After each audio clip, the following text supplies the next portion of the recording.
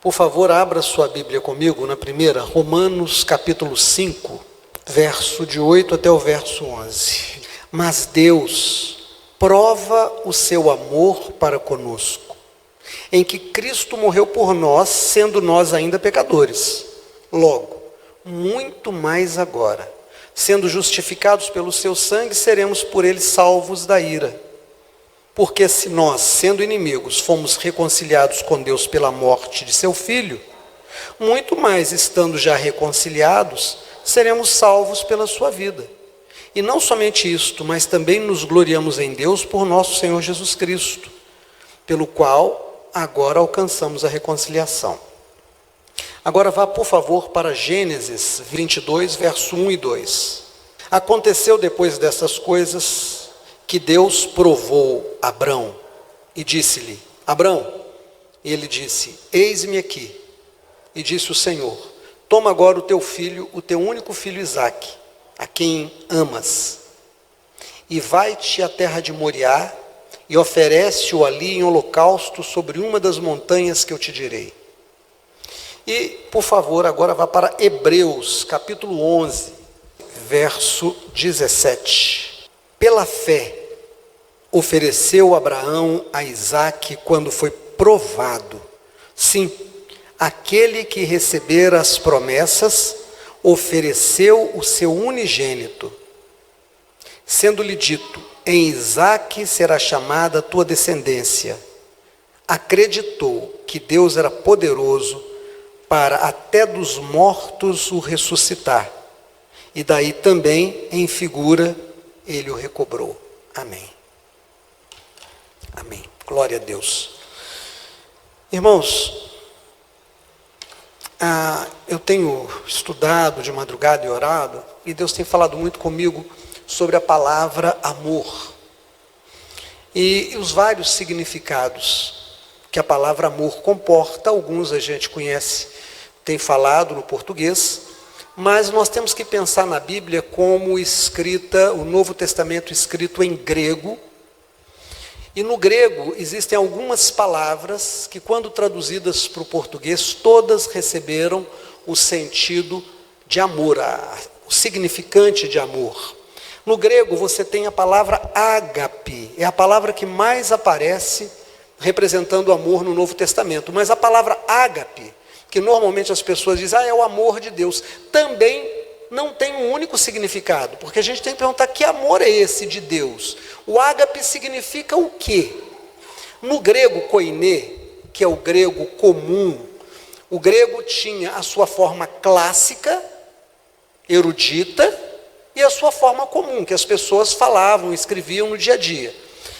Então, o ágape tem 3 sentidos. O primeiro sentido é o amor de quem gera por quem é gerado, o amor de quem é gerado por quem o gerou, e o amor de quem é gerado por quem também foi gerado pelo mesmo que o gerou. Então João, quando escreve a sua primeira carta, ele diz assim: todo aquele que ama o que o gerou, que ama a Deus, também ama o que dele é gerado. Ou seja, se eu amo a Deus que me gerou, eu amo o meu irmão que também por Deus é gerado. É o mesmo amor de Deus para conosco. Ele nos ama porque ele nos gerou. Deus ama a todos quanto ele gerou. Esse é o amor ágape, é o primeiro sentido de ágape. O segundo sentido de ágape é o amor que se expressa em ação, em sacrifício. É o amor que se prova, também é chamado de ágape. Essa palavra está lá em 1 Coríntios 13, no grego, ágape, mas não tem o sentido que o João usou na sua primeira carta. Não fala do amor daquele que gerou, daquele que é gerado, mas fala de um amor que prova com um sacrifício o seu amor, que faz algo, que põe uma ação como prova disso que sente. E o terceiro sentido da palavra ágape é aquele amor que procura o ser amado. Quando lá na parábola Jesus diz assim: pastor, ao final do dia, contando as suas ovelhas, das 100 deu falta de uma. Ele deixa as 99 no aprisco e sai pelos vales e pelas montanhas procurando a sua ovelha. Este amor que move o pastor a buscar a sua ovelha é ágape.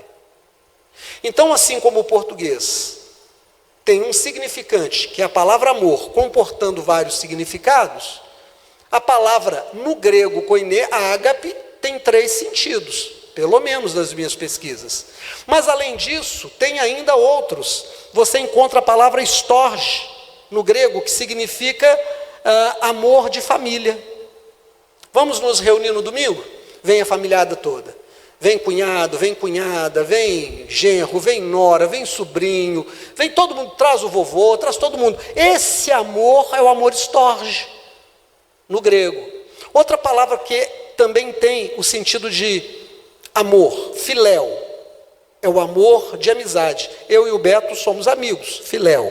Mas ainda tem uma outra que é parecida com essa, filia. Filia é uma amizade íntima. Né? Os jovens hoje falam o best, a best. Diferencia dos outros amigos, das outras amigas. Você tem um amigo que é o amigo mais íntimo.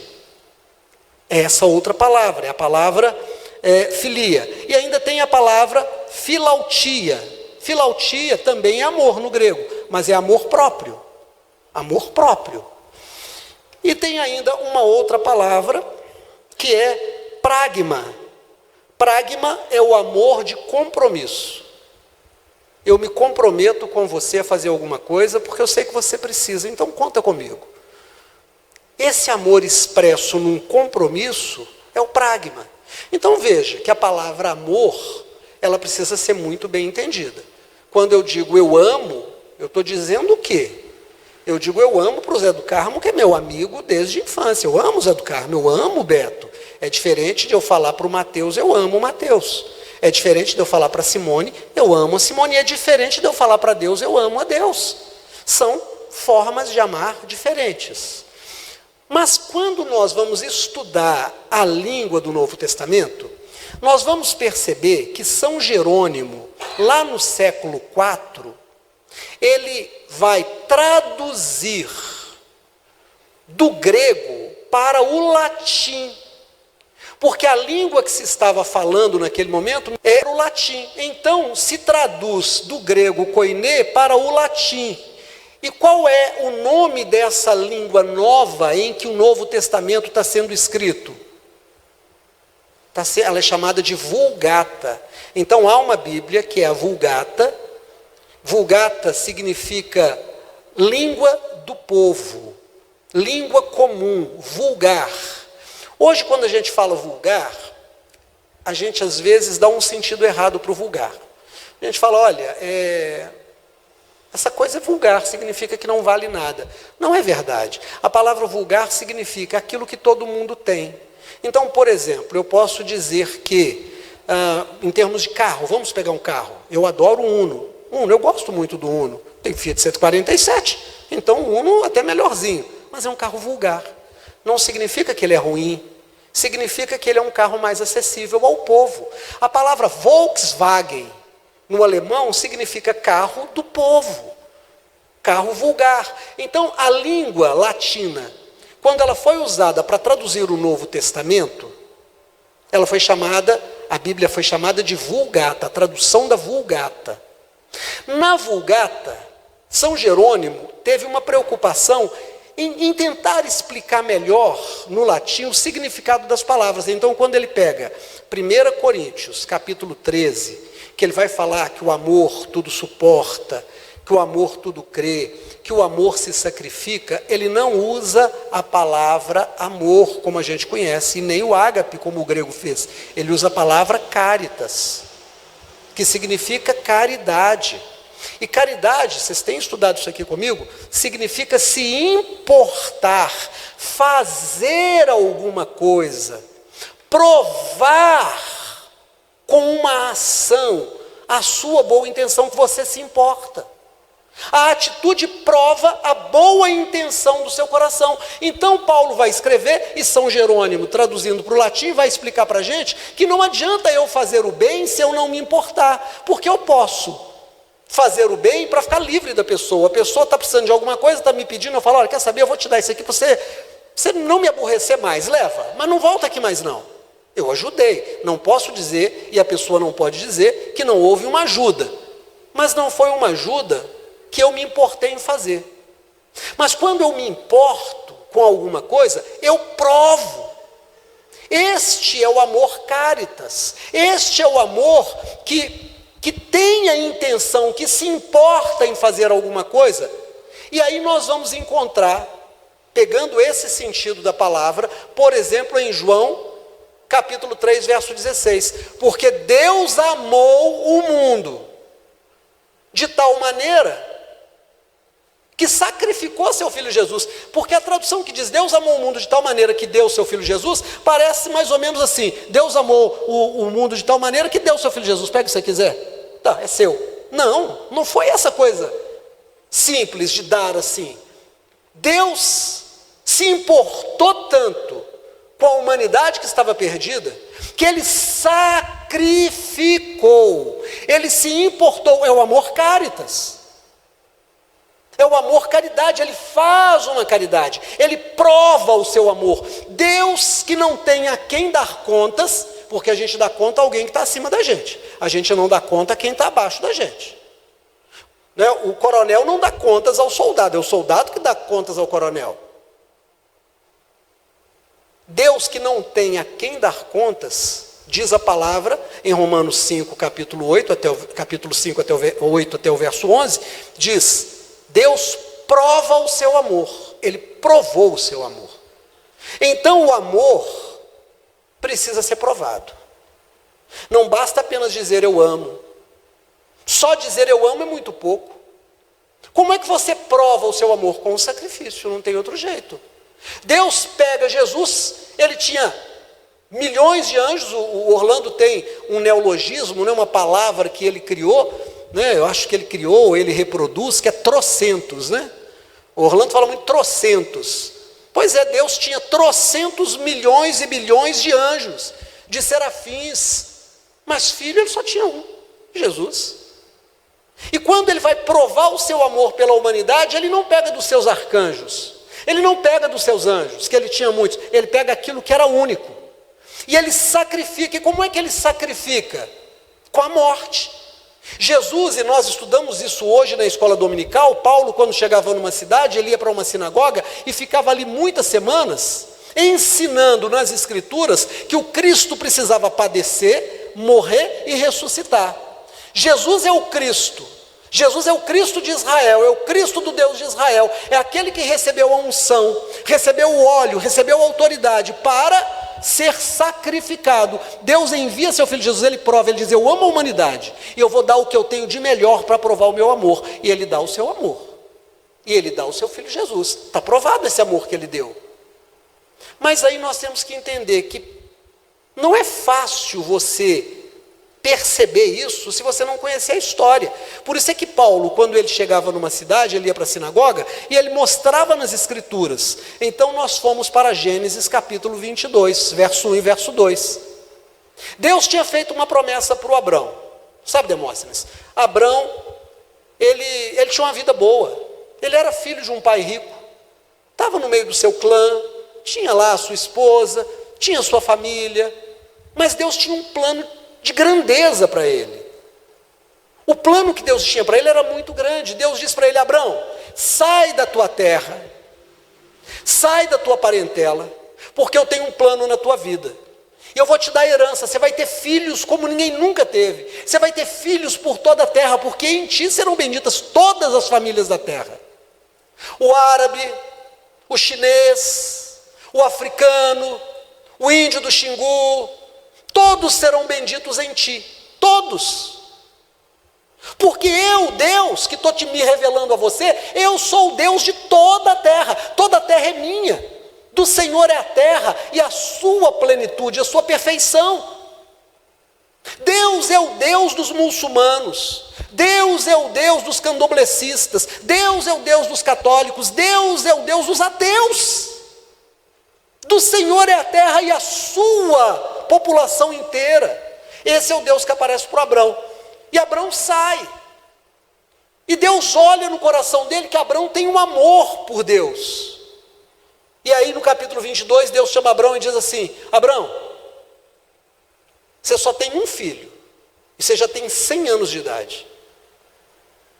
Eu tenho uma promessa que eu fiz na tua vida. Você vai prosperar e vai ser pai de muitas nações. Mas você só tem esse filho. Pega esse filho e sacrifica. Leva para o monte que eu vou te mostrar. Você vai subir o monte. Vai pegar um punhado de pedras, fazer um altar. Colocar lenha em cima dessas pedras. Colocar o teu filho em cima dessa lenha. Matar o teu filho. E depois vai pôr fogo.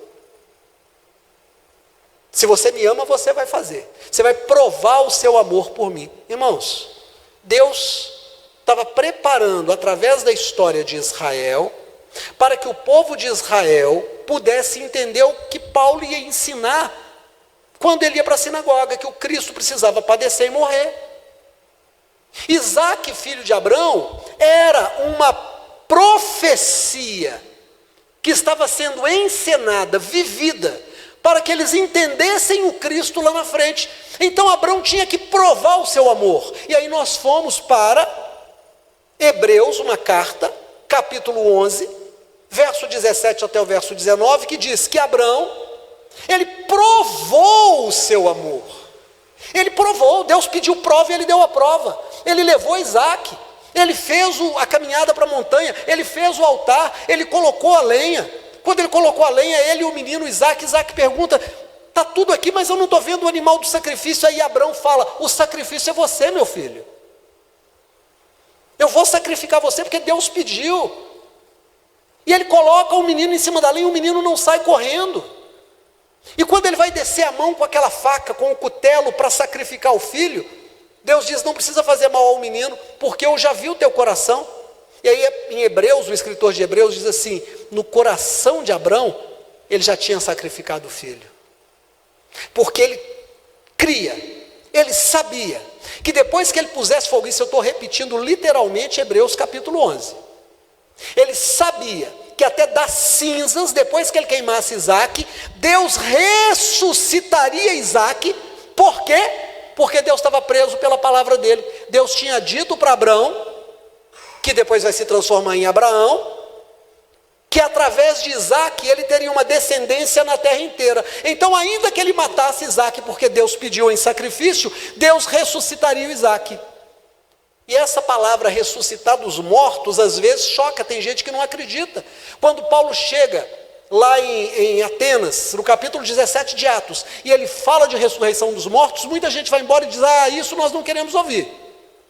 Mas não foi isso que aconteceu com Jesus? Jesus não foi morto, Deus não provou o seu amor?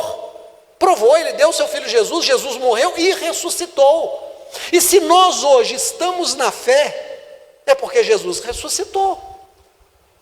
Então, irmãos, entendemos algumas coisas até aqui. Primeiro, quem ama tem que provar o seu amor, tem que se importar. A prova do amor é a prova de que eu me importo com o ser amado. Se eu me importo com Deus, eu tenho que provar para Deus, porque Deus já provou que Ele me ama. Jesus morreu no meu lugar. Jesus morreu no meu lugar, e é uma experiência que eu tenho que ter com Jesus. Eu vi em Portugal um rapaz fazendo um trabalho, perguntando às pessoas na rua: você crê em Jesus Cristo? E as pessoas nem respondiam, saíam correndo. A maior parte das pessoas não querem saber, porque é um personagem histórico. Sim, você pode dizer: eu não acredito em Jesus, até o dia que você tem uma experiência com o sobrenatural de Jesus, porque aí você o conhece, aquilo que eu preguei no domingo passado. Paulo conhecia o Deus de Israel, mas não o conhecia pessoalmente. Quando ele teve uma experiência, que ele vai ao chão, que ele perde a visão e ele ouve a voz, ele pergunta: quem és tu, Senhor? Ah, mas você já não conhecia pela religião? Não, ele não conhecia pela experiência, pela religião ele conhecia. Mas quando ele tem uma experiência, Jesus diz para ele: eu sou Jesus a quem tu persegues. Aí ele conheceu o poder de Cristo, e aí ele se torna pregador da palavra. Através de Paulo, pessoas eram curadas, enfermos eram sarados, mortos eram ressuscitados, multidões creram, demônios eram expelidos. Porque ele teve uma experiência com Jesus. Abraão teve uma experiência com Deus e ele fez o sacrifício. E Deus deu-se em sacrifício e deu-se em experiência. Então nós entendemos que o sacrifício é uma prova que eu dou a Deus da minha fé, do meu amor, que o amor é algo que eu tenho que provar, não basta eu dizer, eu tenho que provar o meu amor, porque Deus provou o amor dele para comigo, ponto. E aí eu preciso contar uma história. Alguém nessa semana, muito gentil e desaforadamente, me manda um vídeo do pastor Zé Bruno, que eu gosto muito, que foi, não sei se o Resgate ainda toca? Ainda existe o Resgate. Ele ainda é membro do Resgate? E numa mensagem que o pastor Zé Bruno diz que a igreja não é arrecadadora, ela é servidora. E essa pessoa, né, eu digo gentilmente, sendo educado, mas ele também desaforado, porque ele ainda manda assim: vê se aprende. Desaforado, atrevido. Mateus ficou até bravo quando eu contei para ele. E a mensagem era exatamente, o Zé Bruno não tem nada a ver com isso, né? Só a mensagem dele. Eu entendo. E aí eu respondi para a pessoa o que eu vou dizer para vocês.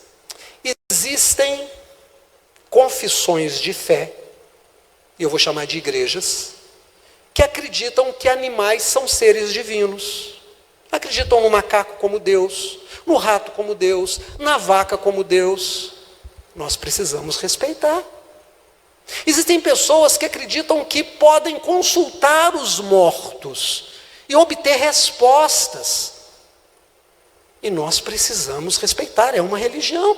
Existem religiões que separam um dia em que não se pode fazer nada, do pôr do sol do dia anterior até o nascer do sol do outro dia. Não pode cortar o papel higiênico. Você no dia anterior, você corta o papel higiênico, deixa ele cortadinho, para não ter o trabalho de cortar o papel higiênico, porque não pode trabalhar. E eles fazem isso, são zelosos. Tem gente que pratica uma religião que não pode comer carne de porco. E a gente respeita, como respeita a outra. Tem gente que acredita que existem muitos deuses, que os deuses se identificam através das forças da natureza, e se chamam de orixás, e a gente respeita. Nós acreditamos diferente deles. Existem igrejas evangélicas que hoje defendem, por exemplo, que não há cobrança de dízimo da parte de Deus. Mas existem outras ofertas, eles mantêm o trabalho com outros tipos de oferta. A gente respeita. Mas existe um grupo, e é o nosso grupo, que nós vemos que o sacrifício é algo que Deus requer. É assim a nossa exegese, é assim que nós entendemos a palavra. Nós entendemos que Deus amou o mundo de tal maneira que Ele sacrificou. Então esse Deus que pede sacrifício é o Deus que fez o sacrifício. E aí nós temos um conjunto grande de pessoas que teve e que tem experiência. Me lembro, por exemplo, aqui do Tiago, que não está aqui hoje, mas ele deu esse testemunho aqui. Tiago ouviu o desafio, ouviu o testemunho de alguém que deu um dízimo dobrado, e no coração dele, o que ele resolveu fazer? Dar o dízimo dobrado. Ele falou: se Deus é real, se esse testemunho que eu estou ouvindo aí é verdadeiro, eu vou dobrar o meu dízimo, eu quero ver o que vai acontecer. 3 meses depois, o chefe o chamou e deu para ele uma promoção, e ele passou a ganhar o dobro do salário. Eu já tinha visto isso acontecer com Romerson Canguçu, que era, não sei se ainda é, pastor da igreja do Nazareno na Avenida Amazonas. Nós éramos jovens da igreja, ele trabalhava na Vale do Rio Doce, em reflorestamento, na época era Vale do Rio Doce, e ele fez essa experiência, ele leu no livro e fez essa experiência, e um dia ele me contou isso. Ele disse: Ademir, eu fiz a experiência, eu não contei para ninguém, eu dei o dízimo dobrado. Meu chefe me chamou e me deu uma promoção, e o salário novo era exatamente o dobro do que eu ganhava. Irmãos, é experiência. O irmão Antônio, que muitos aqui conheceram, o irmão Antônio, quando veio para nós, ficou conosco aqui há alguns anos, ele dizia para mim assim: pastor Ademir, você deve ter ouvido ele falar isso comigo. Ele falou: se o senhor não me mandar embora dessa igreja, eu morro membro dessa igreja, porque eu amo essa igreja. Lembra dele falar isso?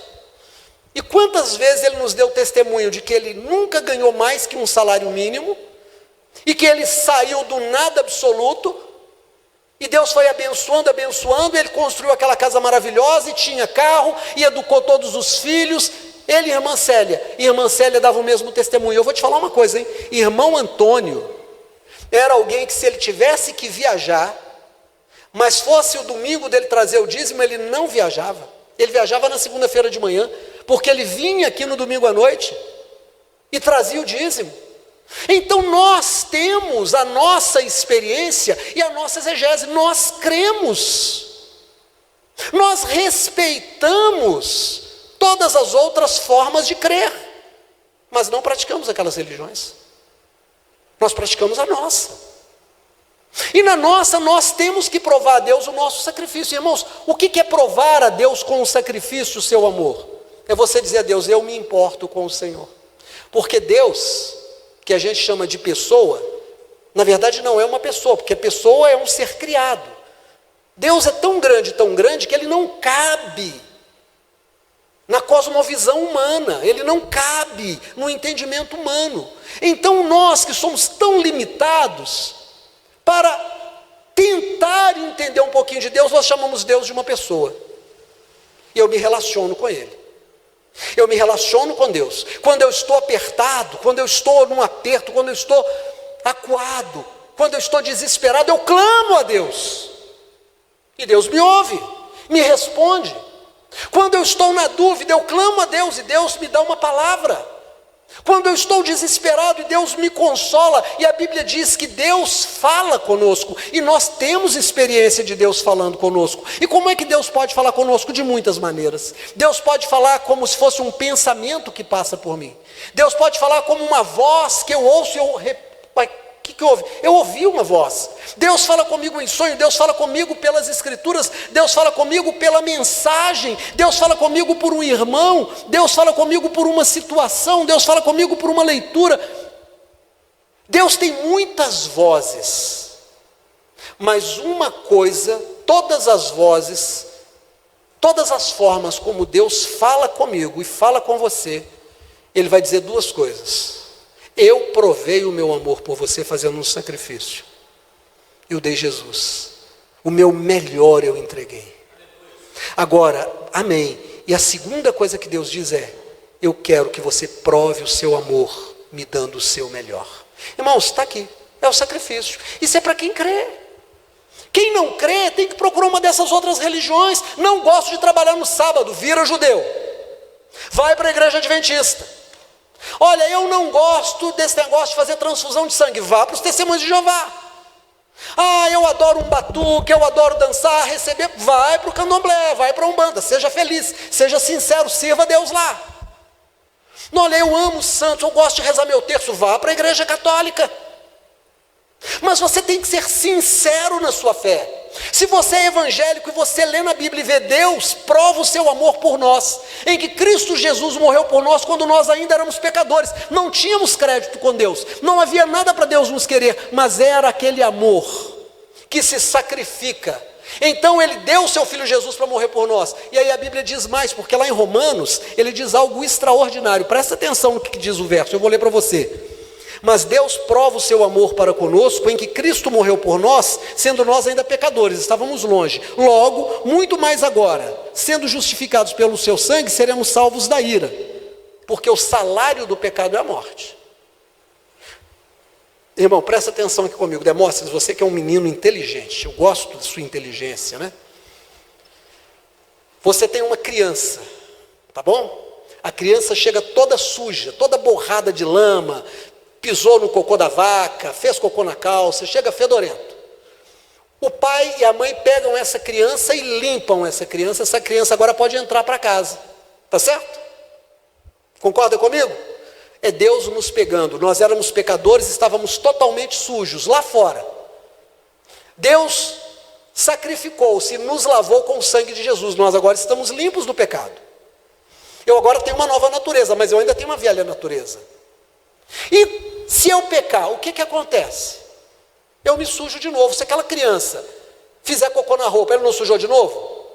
Aí o que vai acontecer com ela? Ela tem que ser lavada de novo. Ah, mas eu não quero, eu quero continuar dormindo, eu quero ver televisão. Não pode, agora você vai limpar de novo. Vai ter que passar pelo processo. Então, nós somos salvos da ira de Deus num processo de limpeza do pecado. Mas se nós pecarmos de novo, o que resta para quem voluntariamente peca? Expectativa horrível de juízo. Porque Deus vai puxar a orelha, você vai ter que passar pelo processo. Então, o que ele diz aqui? Quando nós mantemos a nossa fé, quando nós mantemos a integridade da nossa fé, nós continuamos limpos. Aí ele diz assim: porque se nós, sendo inimigos, fomos reconciliados com Deus pela morte de seu Filho, muito mais, já estando reconciliados, seremos salvos na sua vida, pela sua vida. Agora olha que parte boa. E não somente isto, mas também nos gloriamos em Deus, por nosso Senhor Jesus Cristo, pelo qual agora alcançamos a reconciliação. Nós recebemos a glória de Deus. Qual é a glória de Deus? A glória de Deus é ser um vencedor. Irmãos, não existe batalha que Deus tenha perdido. Não existe, Deus não perde para homem, Deus não perde para exército, Deus não perde para as forças da natureza, Deus não perde para espíritos, Deus não perde para o diabo. A glória de Deus é que Deus é Deus.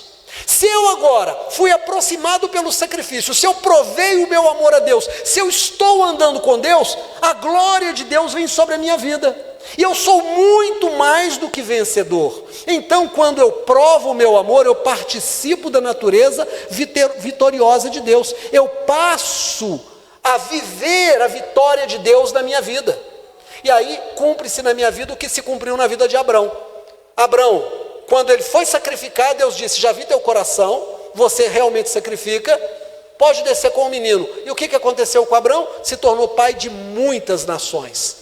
E cumpre-se na vida de cada pessoa, é abençoada na fé de Abrão, no mundo inteiro. Então eu e você, olha para mim, precisamos provar a Deus a nossa fé. Não dá para levar a vida espiritual na corda bamba, não tem jeito. Porque do contrário, irmãos, o que resta para nós? A ira de Deus. Porque o menino se sujou novamente. E se ele se sujou novamente, ele vai ter que passar pelo processo. Só que dessa vez não é mais a morte de Jesus. Porque a morte de Jesus já o colocou para dentro de casa. Ele está sujo, mas está dentro de casa. Agora é com ele. Agora é Deus e essa pessoa que vão ser os dois que vão tratar desse pecado. Qual é o pecado maior? O pecado maior é não ligar para Deus como Deus. Colocar Deus em segundo lugar. Amém? Vamos ficar de pé em nome de Jesus?